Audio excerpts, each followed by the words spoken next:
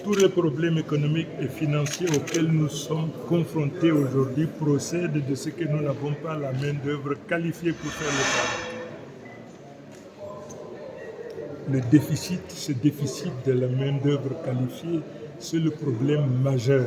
J'ai demandé donc à la Chambre de se tenir aux côtés de notre département ministériel pour sensibiliser les uns et les autres afin que la formation professionnelle soit cette chose indispensable qu'ensemble nous devons embrasser pour donner des métiers aux Camerounais afin qu'ils soient des bâtisseurs, des architectes même de notre industrialisation, de l'émergence du Cameroun.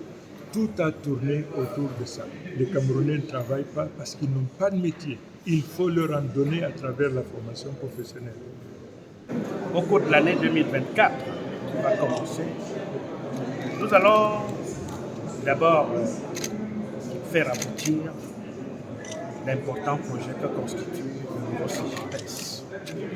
Parce que avec cet outil de gestion de la carrière de la sorte, mais aussi de plusieurs autres aspects de l'administration publique, nous allons faire d'importants bons en avant en matière de ressources, de gestion des ressources humaines de l'État.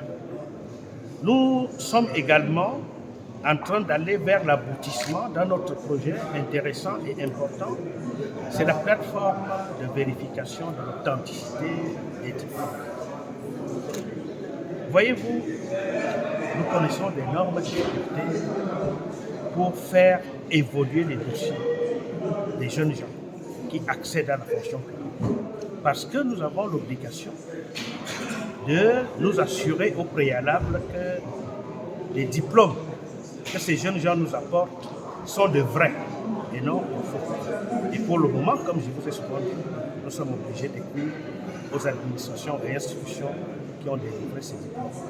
Et là, nous sommes en train de trouver une solution avec cette nouvelle plateforme qui va faire que nous mettions ensemble toutes les données des administrations qui émettent les diplômes par schéma, de telle sorte que, à partir de mon bureau, en un clic, je puisse, si c'est un diplôme qui a été émis par, disons, l'Office du bac, je vais dans, n'est-ce pas, le data center ou bien la base de données de l'Office du bac et je vois que Madame Pauline Deauville-Mendozé a eu le bac en 1960.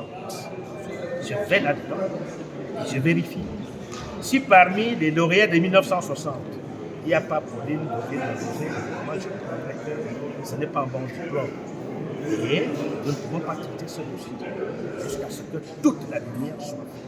Mais si là-dedans, je trouve qu'il y a Pauline Deauville-Mendozé, alors le dossier va se passer. Tout ceci va nous permettre de non seulement dématérialiser, mais aussi de simplifier davantage le procédure.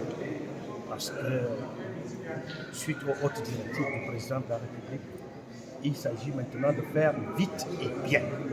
Faire vite et bien veut dire utiliser à fond les possibilités qu'offrent les TIC.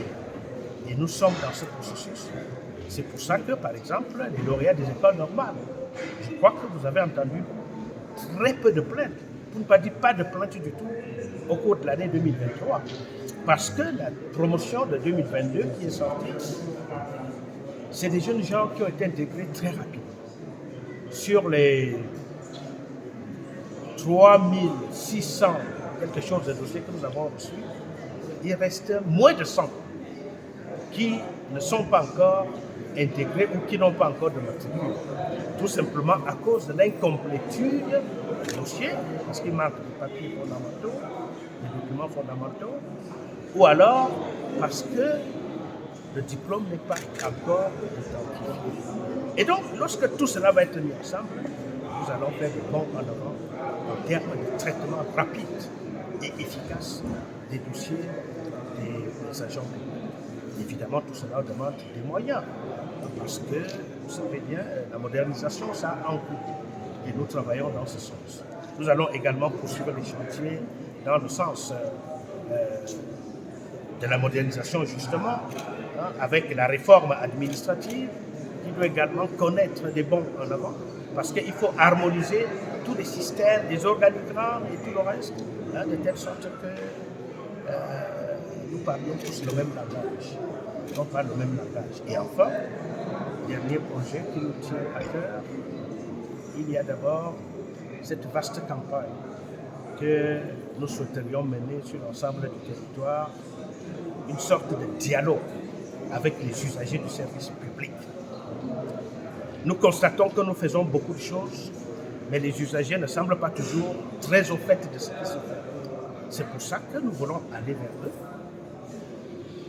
avec des échantillons bien précis qui seront déterminés le moment venu pour que nous puissions leur expliquer ce que nous faisons et que nous puissions également recueillir leurs desiderata et ensuite essayer d'apaiser la relation entre l'usager et le service public. Donc, comme vous pouvez le constater, il y a beaucoup à faire.